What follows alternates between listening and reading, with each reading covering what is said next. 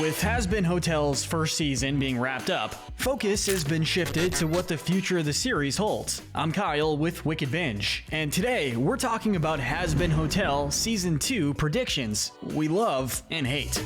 Think of this video as a brainstorming session regarding what Season 2 could cover, based on vivziepop's own hints, Season 1's newly opened plot lines, and honestly, just whatever seems the most interesting. It's all in good fun. And where better to start than the season finale? Let's begin with the topic of redeemed reptile, Serpent. Just when fans were about to write a very strongly worded email to vivziepop for breaking their hearts, everyone's favorite serpentine former supervillain appeared in heaven after his untimely vaporization.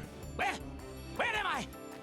Which begs the question of how we'll see his story unfold in Season 2. Serpent as a heaven-bound celebrity. With Serpent's redemption having gone full circle, Charlie has been proven right about sinners being redeemable. If Emily's reaction was any indication, the majority of heaven would be pretty darn happy to see this. So could Serpent become Heaven's newest celebrity? It's simple enough, really. Emily could show off Serpent's reformed self to the citizens of Heaven, hopefully through a fun musical number, and we could see them in awe of how exactly this happened, perhaps making Serpent into an ambassador of sorts for the hotel, and by extension, sinners as a whole. We'll say that we love this prediction. Serpent's redemption would no doubt be inspirational to the citizens of Heaven, especially in contrast to how he was a literal supervillain before. In fact, we'd say this one is pretty likely considering that vivziepop suggested in a recent livestream that Serpent's origin story, including why he was in hell in the first place, would be revealed in Season 2. In any case, we can definitely expect to see more of him, but it may not all be smooth sailing.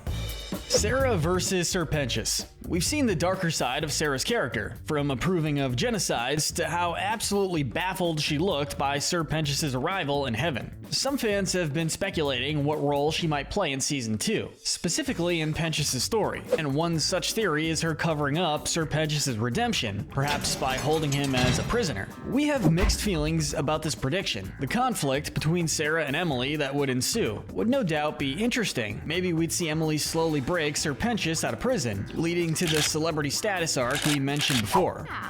Why isn't he here? Of course, whether or not Sarah playing an antagonistic role would work depends on her motivations. We've seen that Sarah isn't an outright evil character, and seems sincere in her desire to keep Heaven safe. Maybe there's a greater threat than anyone else in the series knows about so far, that unbeknownst to the public, Sarah is actually protecting them from. It's all dependent on how consistent the world and character building remains in the story, but there's plenty of potential, so we aren't writing this one off yet. But now it's time to talk about the other aspect of that final 45-ish seconds of the season, Lilith.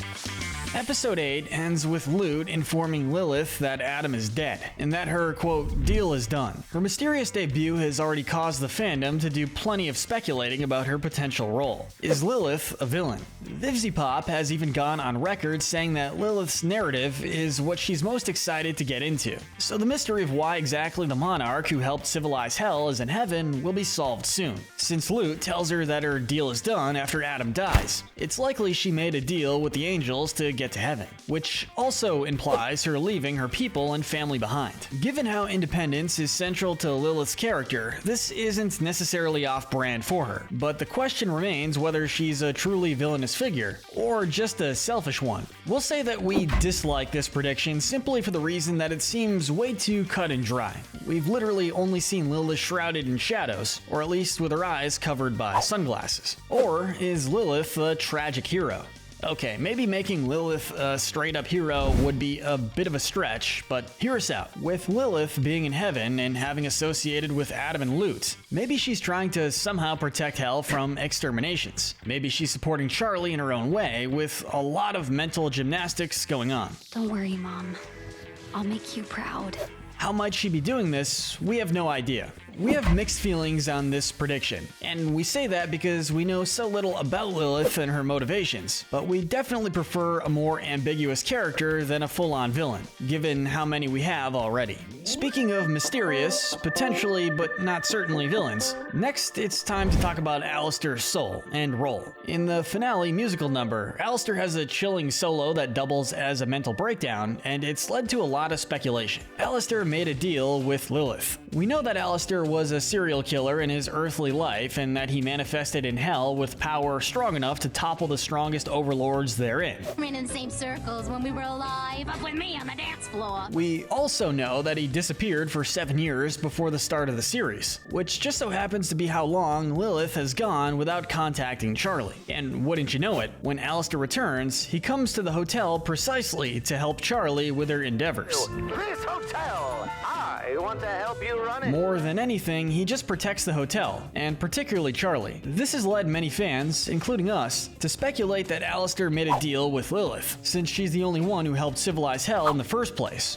We'll say that we like this prediction. Everything just lines up too perfectly for this not to be the case. It would explain how Alistair got so much power out of seemingly nowhere, and would make sense for Lilith's motivations. The fun part is wondering what the nature of the deal is, which leads us into our next thought. Is Alistair a pure evil villain? Alistair's musical breakdown reveals quite a bit about him. He's devastated by the fact that he almost died for his friends, and swears that he'll find a way to free himself from the constraints of his deal. He's hungrier for freedom than ever before, and he's ready to be the one pulling all the strings. The lyrics described it pretty accurately. This makes it clear that Alistair is going to be an antagonist in some capacity, but his uncertainty definitely raises some questions. Some fans are still on the boat that Alistair will be the main villain of the series, or at least one of them, and we have to say that we kinda hate this prediction. The fact is, Alistair has shown some moments of sincere goodwill. He's able to get along with some of his overlord friends like Rosie, and like he mentioned in his own song, almost died in a fight with Adam to protect Charlie and the gang. We just don't buy him being a fully evil character, and honestly, we just plain don't want him to be. That hug with Charlie in the finale song just warmed our hearts a bit too much. So surely, Alistair will be a hero then, right? Yeah, we hate this prediction too. We're sure that he can find at least some level of redemption in his own way, but the man has so far been portrayed as a total psychopath with minimal redeeming qualities. He's a bad boy. They're definitely there, but it's pretty rare to see them. We don't want him to be pure evil, but him going full-on good guy would just feel unnatural. So the solution? Alistair is a broken villain. Think about it. Alistair is torn between his desire for freedom and his commitment to his deal with probably Lilith. He's torn between his need to protect the hotel and his desire to be the one pulling all the strings. He's torn between his newfound care for Charlie and his literally everything else about him. We also know that, according to legend, Alistair appeared in hell practically overnight with powers that let him topple some of the strongest overlords. Could it be that Alistair made a deal to get power, but didn't realize just how much pain his deal would put him through? Is this a situation where he gets all the power he wants, but regrets it due to being too much for him to handle? In any case, we do love this prediction. It could be that Alistair will end up being a big bad later on, and maybe redemption can only come for him if he's taken down. He did make a deal with Charlie, after all, and that could be done to unknowingly save him from his deal, which, if it's with Lilith, could just be a favor of, hey, could you maybe ask your mother to emancipate me? Thanks. Who's joking? But in any case, we simply don't think Alistair is going to be the one pulling all the strings, and if he is, he'll at least pull some of them nicely. Now, speaking of potential redemption arcs, what's gonna happen to Adam? Is he just dead? Well, okay, he's obviously dead, but is he afterlife dead? The obvious answer is a resounding yes, since he's not seen back in heaven and his corpse is seen in hell.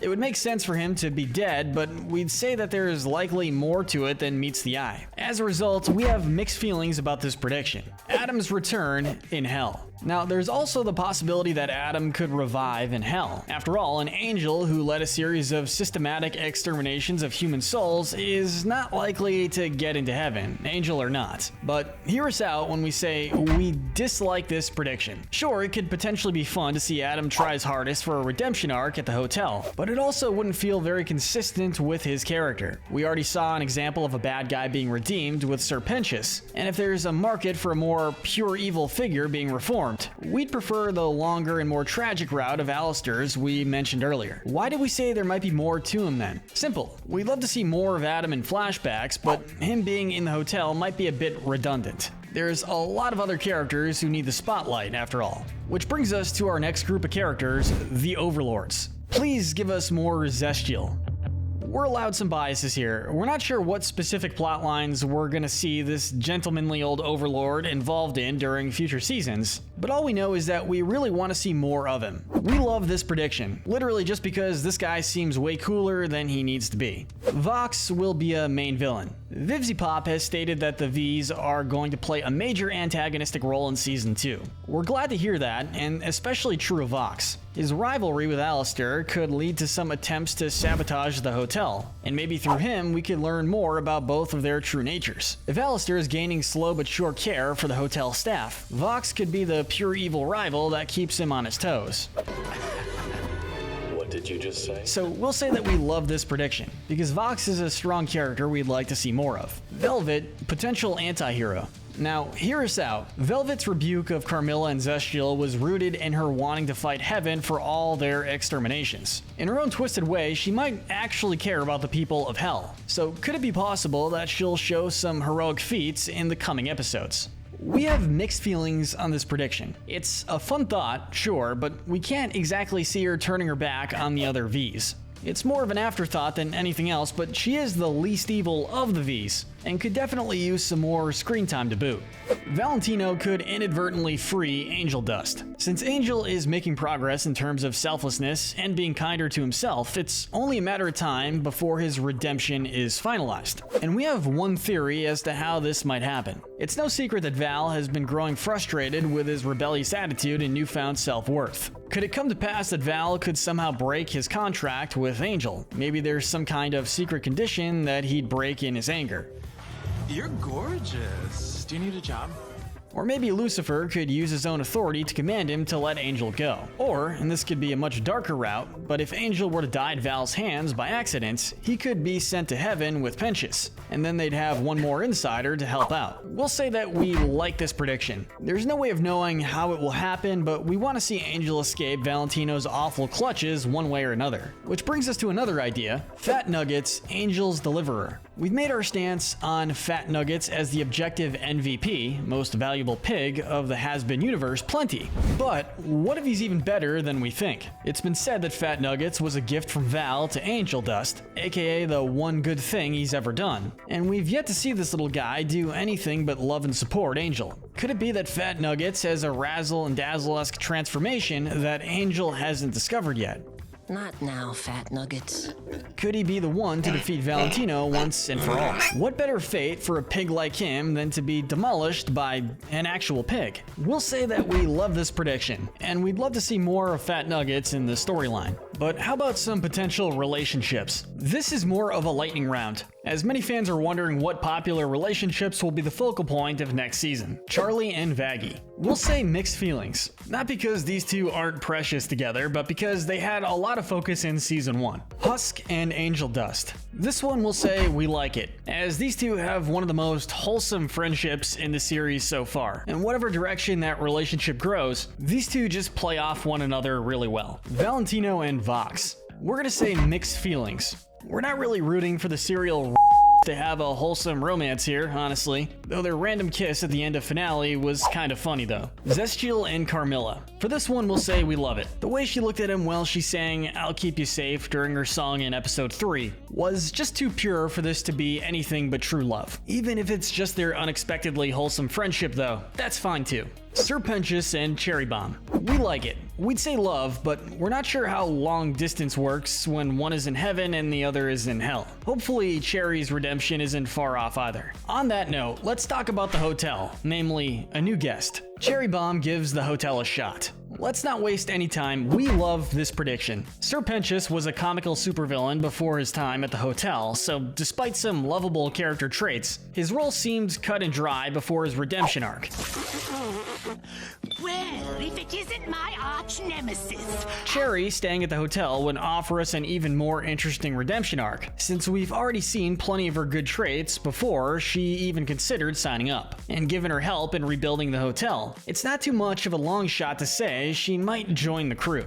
We saved this one for second to last. It's time to talk about a character who hasn't debuted in the show yet, Rue, the root of all evil. Not to be confused with the adorable Joey from Winnie the Pooh. This is the manifestation of all evil in the known universe. You know, subtle differences and whatnot. Will Rue debut in Season 2? Rue is almost certainly going to be the main antagonist of the overarching series, being the literal origin of every kind of evil. We've already speculated that Alistair gained his power from a deal with Lilith, sure, but where did Lilith gain hers from? We know that Lucifer has angelic powers, but Lilith was the first human woman created in this universe. YouTuber Finn the Pony has come up with an interesting explanation in this video, which is really interesting and you should check out. But the gist of it for this section is that Lilith's powers were from a deal with Rue.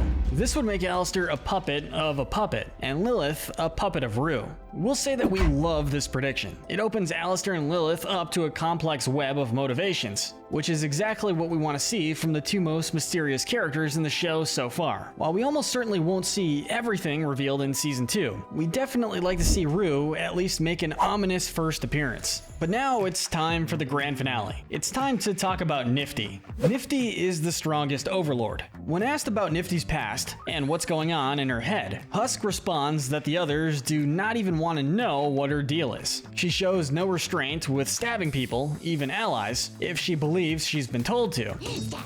Very nifty, nifty, nifty. And behaves in mysterious ways no matter the context. Alistair seems to genuinely enjoy her company and the feeling is mutual. But here's the thing, we found out that Husk was an overlord before being owned by Alistair. And so it stands to reason that Nifty might be one as well. In fact, what if she's pulling way more of the strings than we expect? I'm ready to punish some bad boys. What if Nifty is the one who owns Alistair's soul, instead of the other way around? What if her big beady eyes is actually a spy camera for whoever he made a deal with? Needless to say, we love this prediction. No, not because it's even remotely plausible or likely. It would just be really, really funny. And we want to be able to say we called it on the off chance that it does happen.